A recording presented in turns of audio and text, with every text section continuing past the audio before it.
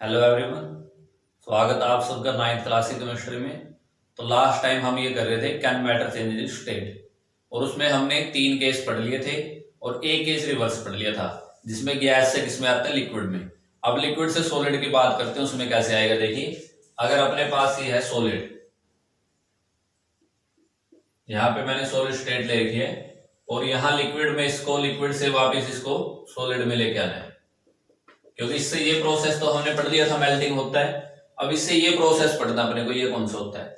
देखिए, जब हम टेम्परेचर को लोअर करेंगे और प्रेशर को बढ़ाएंगे, क्योंकि जब इनको क्या करना पड़ता है, सॉलिड से लिक्विड और लिक्विड से गैस लेके जाना पड़ता है, तो एनर्जी बढ़ानी पड़ती है, यानी कि टेम्परेचर देना पड़ता है, वहां पे फोर्स ऑफ अट्रैक्शन को कम करना पड़ता है।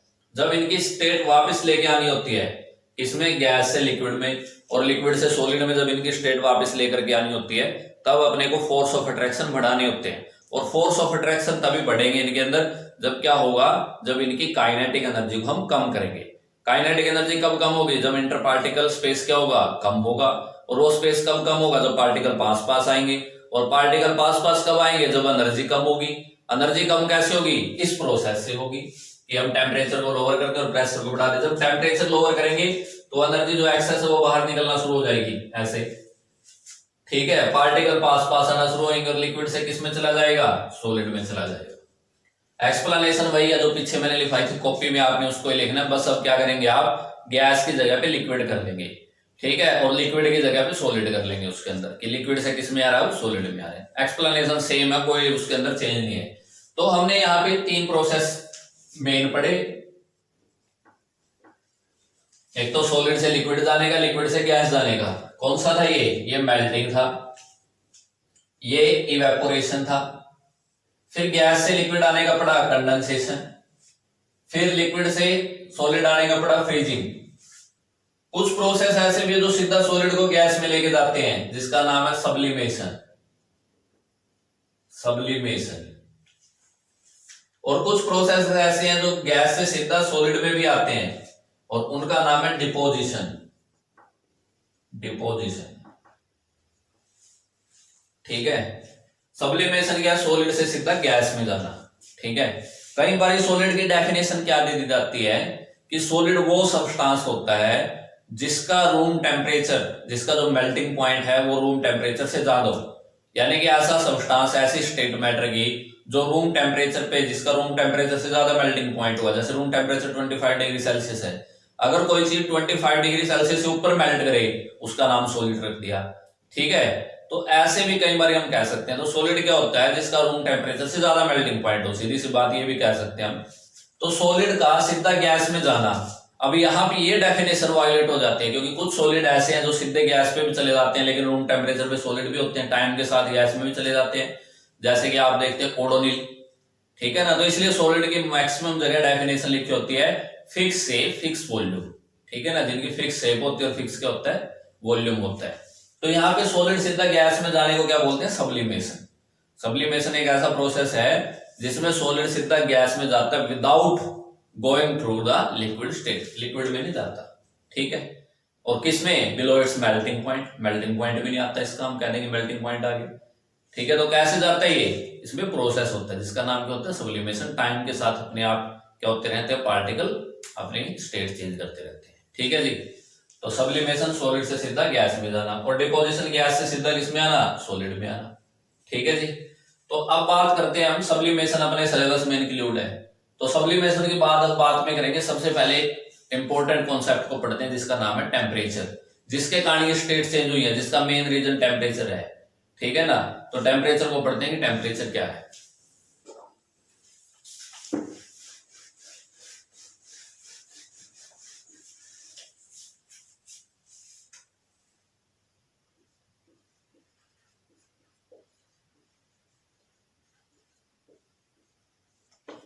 टेम्परेचर का तो बहुत चक्कर आजकल देखते हैं ना, वो कोरोना में थर्मल स्कैनिंग करके देखते हैं।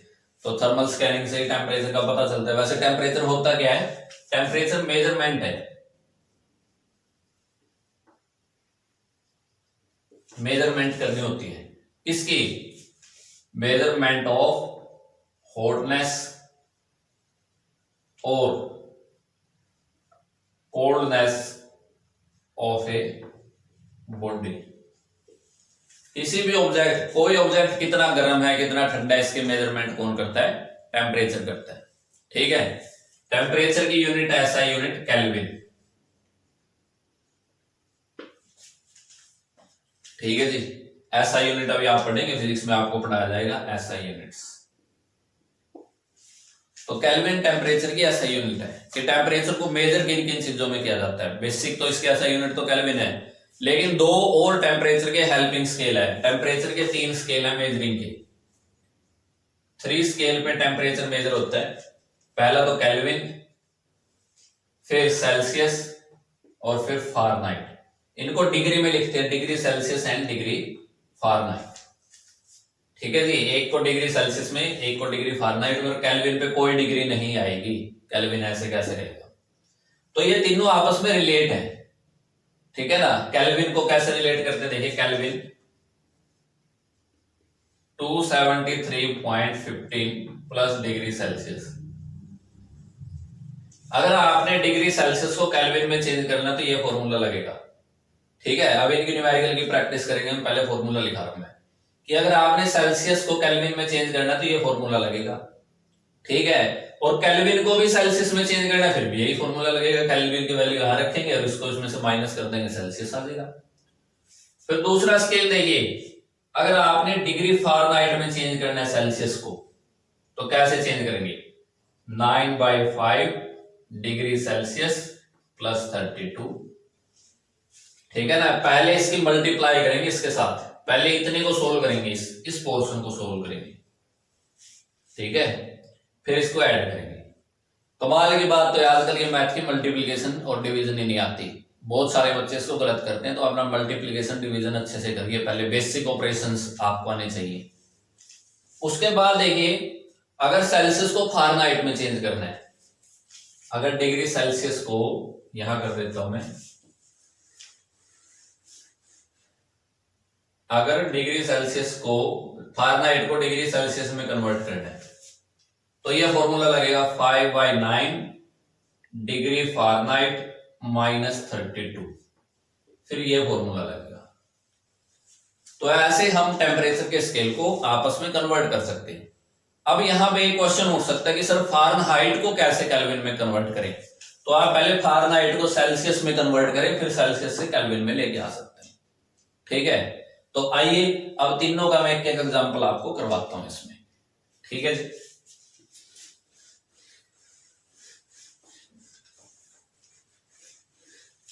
तो सबसे पहला एग्जांपल है convert 25 degree Celsius into degree Fahrenheit. किसको किस में कन्वर्ट करना है? यहां पे देखिएगा, डिग्री सेल्सियस को डिग्री फारेनहाइट में कन्वर्ट करना है। और इससे पहले वाली वीडियो बहुत सारे बच्चों ने देखी, पहले उसको देखें अच्छे से और पूरा कंप्लीट वीडियो देखें। लाइक करें, शेयर करें, सब्सक्राइब करें। तो यहां पे क्या करना है? डिग्री सेल्सियस को किस में कन्वर्ट करना है? डिग्री फारेनहाइट में। कितने को? 25 को। तो फॉर्मूला क्या होता है फारेनहाइट में कन्वर्ट करने का? Degree Fahrenheit 9/5 degree Celsius plus 32। तो यहां पे 9/5 तो ऐसे कैसे रखा? डिग्री सेल्सियस की वैल्यू कितनी है? 25 प्लस 32।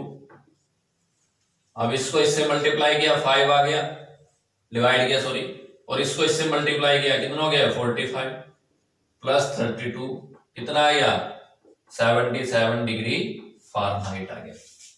तो 25 डिग्री सेल्सियस कितने फारेनहाइट के इक्वल है? 77 डिग्री फारेनहाइट के इक्वल है। ठीक है जी, अब मैं सेल्सियस को ही केल्विन में चेंज कर रहा हूं। इतने ही सेल्सियस को अब किस में चेंज करूंगा मैं? देखिए, ये तो फारेनहाइट में चेंज किया है। अब मैं इसका पैरेलल में एक और एग्जांपल कर रहा हूं, 25 डिग्री सेल्सियस को केल्विन में चेंज कर रहा हूं। ठीक है ना, किस में चेंज कर रहा हूं इसको? केल्विन में। तो देखिएगा, केल्विन का फॉर्मूला क्या था? 273.15 प्लस डिग्री सेल्सियस। तो केल्विन निकाल लें, 273.15, सेल्सियस की वैल्यू कितनी है? 25। अब इसको जोड़िएगा, 0.15 तो ऐसे कैसे, ये कितना हो गया? 8, 9, ये आ गई अपनी वैल्यू। ठीक है जी, तो 25 डिग्री सेल्सियस को हमने किस में भी कन्वर्ट कर दिया? केल्विन में भी कन्वर्ट कर दिया। ठीक है जी। तो यहाँ पे हमने सेल्सियस को फारेनहाइट में भी कर दिया और सेल्सियस को केल्विन में भी कर दिया। अब केल्विन को सेल्सियस में चेंज करके दिखाता हूं, पहले देखिएगा।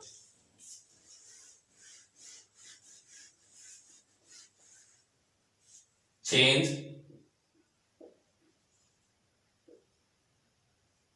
To 98.15 kelvin into degree Celsius.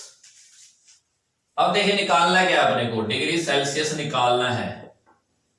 Relation क्या होता है केल्विन का, 273.15 प्लस डिग्री, ये तो निकालना है। इसकी वैल्यू देखिए, ये देखिए 298.15 273.15, ये तो निकालना है। इसको इस साइड ले, अब 298.15 माइनस 273.15, इसमें से ये गया 0.8 में से 3 गया 5, 9 में से 7 गया 2 और फिर 0, तो क्या आएगा डिग्री सेल्सियस, 25 डिग्री सेल्सियस आ गया।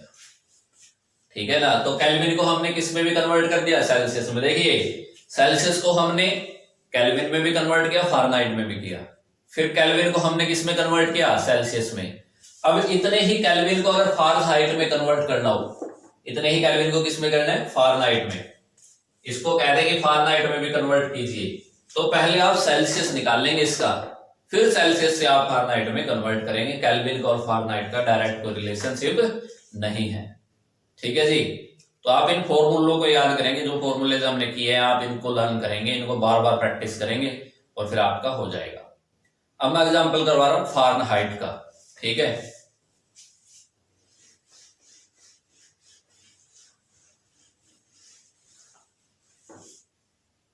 फारेनहाइट। ठीक है, मैं करवा रहा हूं कि कन्वर्ट कीजिए 77 डिग्री फारेनहाइट को डिग्री सेल्सियस में। फारेनहाइट की वैल्यू दे दी 77 डिग्री फारेनहाइट को सेल्सियस में, और फिर इसी को केल्विन में कन्वर्ट कीजिए। सबके दो दो केस हो गए, 2 सेल्सियस वाले के, 2 केल्विन वाले के और 2 फारेनहाइट वाले के। तो टोटल 6 टाइप का न्यूमेरिकल आ सकता है। तो देखिए 77 डिग्री फारेनहाइट को सेल्सियस में भी कन्वर्ट कीजिए और केल्विन में भी कन्वर्ट कीजिए। मैंने आपको बताया केल्विन का और फारेनहाइट का डायरेक्ट कोई रिलेशन नहीं है, बीच में अपने को सेल्सियस पे जाना ही जाना पड़ेगा। अगर इन दोनों को अपने को लेके आना है तो बीच में सेल्सियस के पास तो जाना ही जाना पड़ेगा इन फॉर्मूलाज के अकॉर्डिंग। ठीक है, तो देखिए अब 77 डिग्री फारेनहाइट को केल्विन में तो हम डायरेक्ट कन्वर्ट नहीं कर सकते, तो पहले किस में लेके आना पड़ेगा, डिग्री सेल्सियस में। तो डिग्री सेल्सियस का फॉर्मूला क्या होता है, 5/9 degree Celsius minus degree Fahrenheit minus 32। तो 5/9 एज इट इज 77 माइनस 32, 5/9 ऐसे कैसे, इसमें से इसको माइनस किया, कितना आ गया ये 5, 4,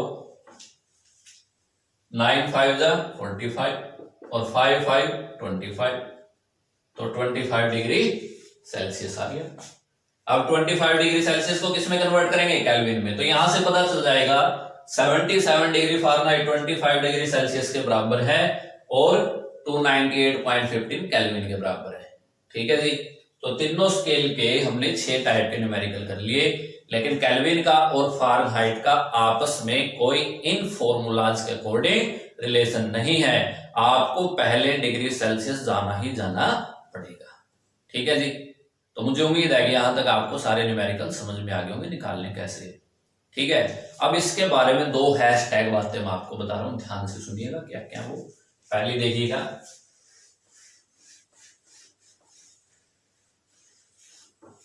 कि ये तो होता है डिग्री सेल्सियस, टेम्परेचर का मैग्नीट्यूड देता है, जैसे 45 डिग्री सेल्सियस ये बता रहा है। जैसे कि इस रूम का टेम्परेचर, सपोज इस रूम में मैं पढ़ा रहा हूं, इस रूम का टेम्परेचर सपोज 27 डिग्री सेल्सियस है, 27 डिग्री सेल्सियस। ठीक है, तो ये आज मैग्नीट्यूड बता रहा है इस टेम्परेचर का। और मैं कह दूं कल इस रूम का टेम्परेचर 29 डिग्री सेल्सियस था, कल 29 था, आज कितना 27, तो डिफरेंस कितने का यार, 2 का। तो 2 के डिफरेंस को दिखाने के लिए ऐसे लिखा जाता है 2C degree Celsius, sorry 2 Celsius degree लिखा जाता है। तो ये डिफरेंस दिखाता है टेम्परेचर में। अगर C के आगे ऐसे डिग्री लगी हो तो वो डिफरेंस इन टेम्परेचर होता है। ये क्या होता है? डिफरेंस।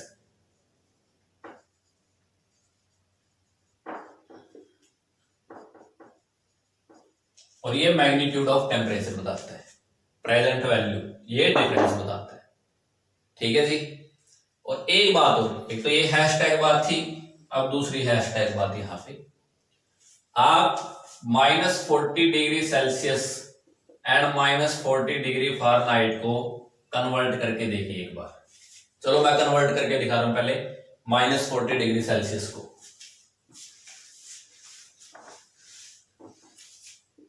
इसमें डिग्री फ़ारेनहाइट में तो किया मैंने 9/5 डिग्री सेल्सियस प्लस 32।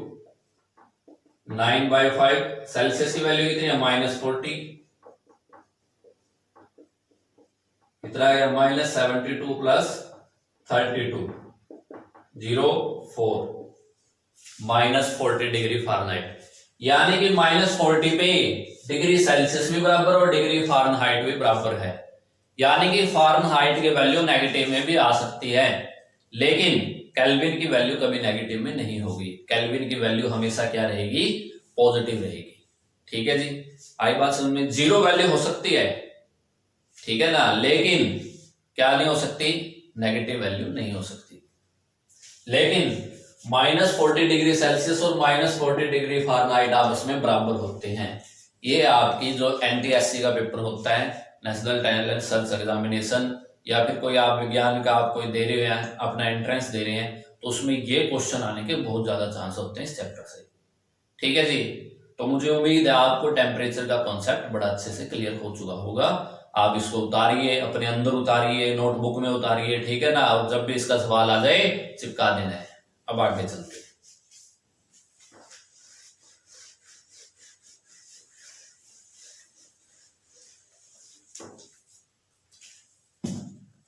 अगला जो कंसेप्ट है वो बड़ा जबरदस्त कंसेप्ट है, बड़ा मजा आएगा उस कंसेप्ट को पढ़ते हुए।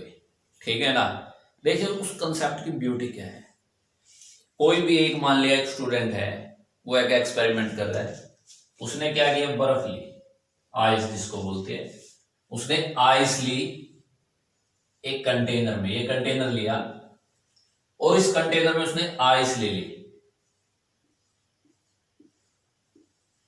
ऐसे पड़ी होती है आइस सॉलिड फॉर्म में, और इसमें एक थर्मोमीटर लगा दिया। थर्मोमीटर क्या होती है? टेम्परेचर मेजरिंग डिवाइस होती है।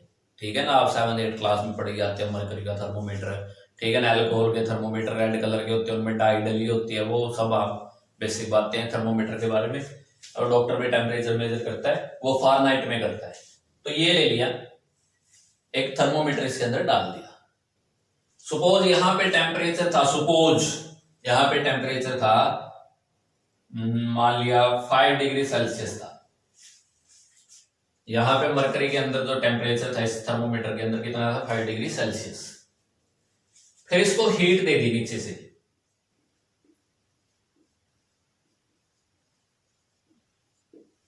हीट क्या होती है? देखिए हीट एक टाइप की एनर्जी होती है,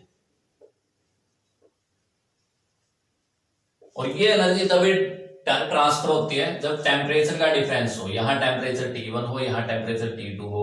अगर टेम्परेचर का डिफरेंस हो जाए, उसके दौरान जो एनर्जी ट्रांसफर होती है उसका नाम हीट है। तो वही काम यहाँ पे किया, यहाँ पे हीट ज्यादा, यहाँ पे हीट कम। तो इसके अंदर यहाँ पे क्या था? टेम्परेचर ज्यादा, यहाँ पे टेम्परेचर कम, तो यहाँ क्या जा रही है?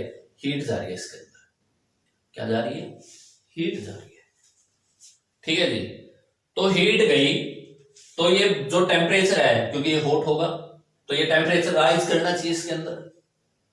ये जो थर्मोमीटर में 5 डिग्री सेल्सियस है, ऊपर जाना चाहिए, क्योंकि बर्फ तो पिघलनी शुरू होगी, पानी में जाएगी। यहां से आइस तो किस में जाएगी? आइस सॉलिड से वाटर लिक्विड में चली जाएगी, या यूं कह लो वाटर सॉलिड से किस में चला जाएगा? लिक्विड में चला जाएगा, क्योंकि स्टेट चेंज हो रही है, एनर्जी मिल रही है, पढ़ चुके हम स्टेट चेंज होती है ऐसे।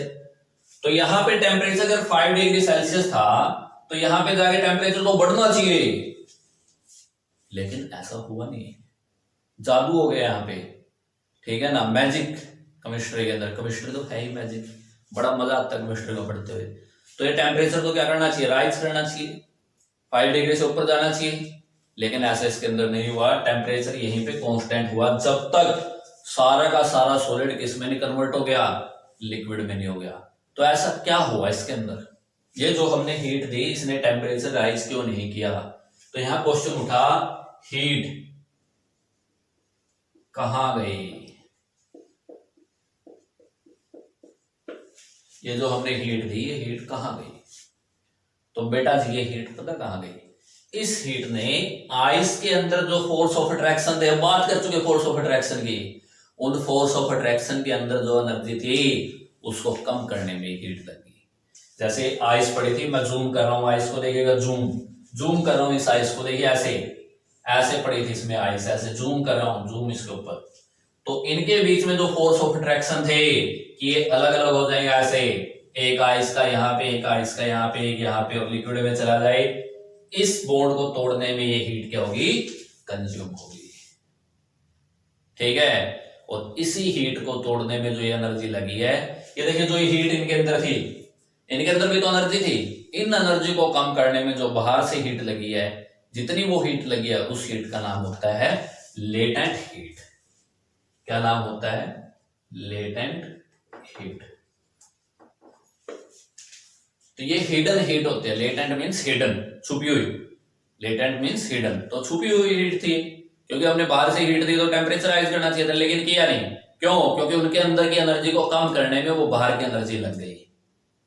जो बाहर से हम एनर्जी दे रहे थे वो एनर्जी यहाँ पे सपोज एनर्जी E1 थी और बाहर की एनर्जी भी E1 थी, तो वो एनर्जी क्या थी, बस इस एनर्जी को कम करने में लग गई। जो ही एनर्जी बढ़ जाएगी प्लस और E1 आ जाएगी, तो ये एनर्जी बढ़ेगी तो स्टेट और चेंज होगी, फिर लिक्विड से किस में जाना शुरू होगा, सॉलिड में। तो जब तक सॉलिड से लिक्विड गया तब हीट जो टेम्परेचर है तो कांस्टेंट रहा, क्योंकि उतनी ही हीट आई जितनी उसके पार्टिकल के बीच में तोड़ने में लगी। जैसे जो हीट हमने दी, सॉलिड से लिक्विड गया, सॉलिड से लिक्विड जाने में उतनी ही हीट मिली जितनी की सॉलिड को लिक्विड में कन्वर्ट कर दे, क्योंकि सॉलिड के पार्टिकल के बीच में फोर्स ऑफ अट्रैक्शन ज्यादा थे, वहां पे उनके बीच में एनर्जी छुपी हुई थी, और उस एनर्जी का नाम क्या था, लेटेंट हीट था। ठीक है जी, फिर हमने और एनर्जी बढ़ा दी, क्योंकि लिक्विड गया ना, एनर्जी तो बढ़ गई। फिर लिक्विड से गैस में जाते हुए फिर एनर्जी कांस्टेंट हो गई, फिर टेम्परेचर राइज नहीं किया। क्यों नहीं किया, क्योंकि लिक्विड के पार्टिकल की एनर्जी तोड़नी स्टार्ट कर दी। फिर तो यहां पे दो टाइप की लेटेंट हीट होगी, एक तो सॉलिड के पार्टिकल के बीच की और एक लिक्विड के पार्टिकल के बीच की। तो सॉलिड के पार्टिकल के बीच की लेटेंट हीट को क्या बोलते हैं, देखिए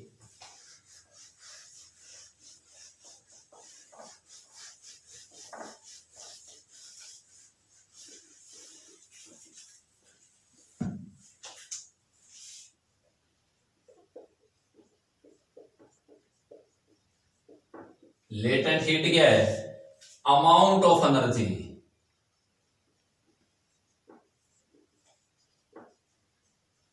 required to convert state of matter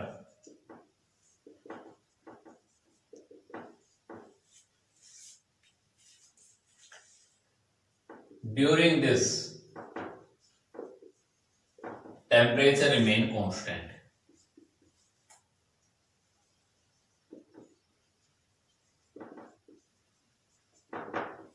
temperature क्या रहता है, कांस्टेंट रहता है, कांस्टेंट। क्यों, because heat energy provided during this process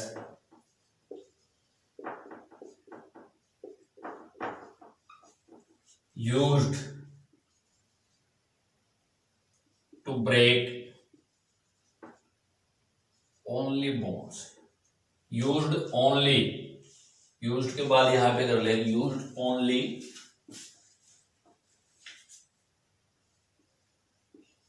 to break bonds।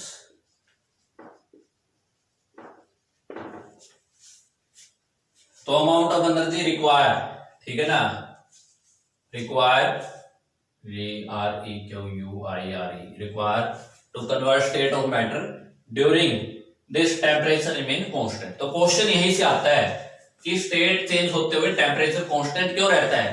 क्योंकि जो हम हीट एनर्जी प्रोवाइड करते हैं इस प्रोसेस के दौरान वो सिर्फ किस में यूज होती है? बॉन्ड तोड़ने में यूज होती है, ठीक है। और बॉन्ड किसके टूटते हैं? सॉलिड के भी टूटते हैं और लिक्विड के भी टूटते हैं। तो दो टाइप की लेटेंट हीट होगी, सॉलिड की भी और लिक्विड की भी।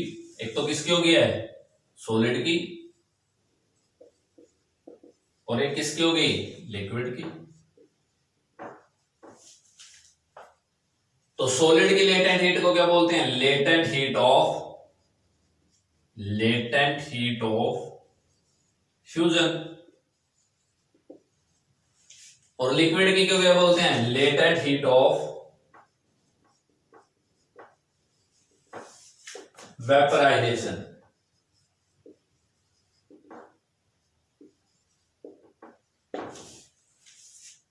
तो लेटेंट हीट ऑफ फ्यूजन क्या होती है?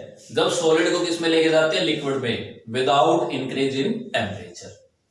जब 1 किलोग्राम सॉलिड को लिक्विड फॉर्म में लेके जाते हैं without rise in temperature, that energy is known as latent heat of fusion. और इसमें क्या करेंगे? 1 किलोग्राम लिक्विड को किसमें लेके जाते हैं? गैस में। तो ड्यूरिंग दिस जो एनर्जी यूज होती है उसको क्या बोलेंगे?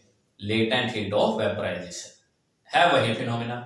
तो यहां से सवाल आता है कि जब मैटर अपनी स्टेट चेंज करता है तो टेम्परेचर क्यों कांस्टेंट रहता है? क्यों रहता है? क्योंकि वहां पे जो एनर्जी हमने प्रोवाइड करवाई वो एनर्जी बॉन्ड को ब्रेकेज करने में लगी या बॉन्ड के बीच की एनर्जी को कम करने में लगी, और वो एनर्जी जितनी लगी उसका नाम क्या है? लेटेंट हीट है, ठीक है। क्योंकि उसने छुपी हुई एनर्जी को कम किया है, और उस छुपी हुई एनर्जी को क्या बोलते हैं? लेटेंट हीट बोलते हैं।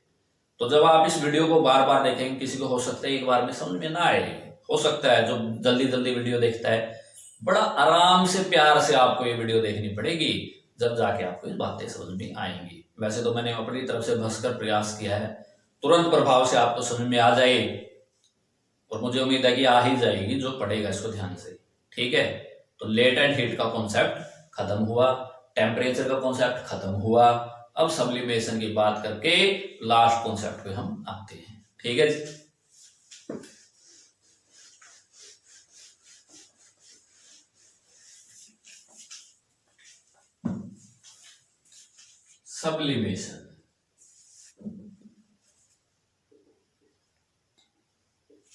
Sublimation. The process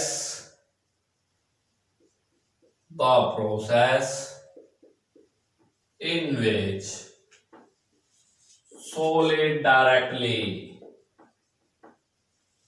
converted into gaseous state without passing through liquid state. वो लिखे या ना लिखे, बात मतलब सेम ही है इसका, ठीक है ना। आई बात समझ में? तो सब्लिमेशन करते कैसे? अगर एक्सपेरिमेंटली सब्लिमेशन करके दिखाना हो, इसके दो एग्जांपल हो गए। इसका एग्जांपल हो गया नेफ्थलीन बोल्स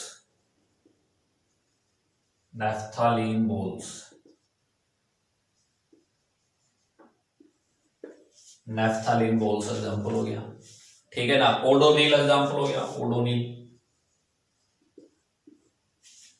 कैम्फर एग्जांपल हो गया, कपूर की गोलियां जो घर में रखी जाती है ना, पुराने टाइम में रखती थी मदर्स, ठीक है ना, दादी माँ रखती थी, जो कपड़े के अंदर रख के ना उनको रख देती थी, ठीक है ना, ताकि वो सेफ रहे, ठीक है। उनको उसको कैम्फर बोलते हैं।